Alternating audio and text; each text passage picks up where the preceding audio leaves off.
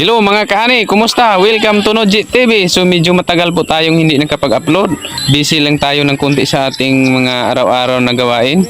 So sa video na ito ay ipapakita ko sa inyo kung ano ba ang disadvantage sa direct seeding o direct planting sa squash or kalabasa.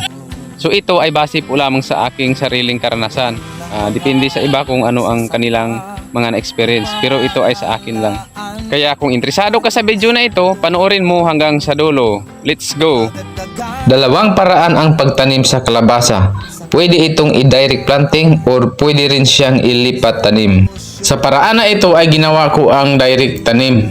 Pero bago pa man, ay sinunod ko pa rin ang proper na pamamaraan. Inilagay ko pa rin ang mga buto sa tubig at ibabad ng 24 hours at nilagyan ko pa rin ng fungicide bago itanim.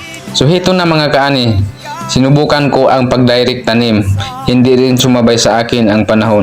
Isang beses lang kasi umulan simula sa aking pag-direct tanim. Kaya kailangan talaga natin na magdilig.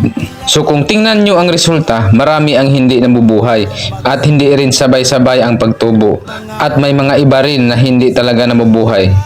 Kaya sa aking obserbasyon, malaki talaga ang percentage sa mga hindi nag-germinate.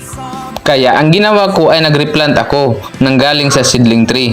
Ang pamaraan na ito ay lipat tanim. Kailangan talaga para mapalitan ang mga hindi nag-germinate para hindi masayang ang bakanting area. 1 hektarya pala ang sukat ng aking tinaniman. Ang sukat ng aking pagtanim ay 5 feet by 1.5 meter ang distansya.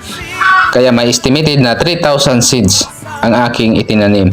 So sana mamunga ito ng marami at sana makachamba tayo sa magandang presyo.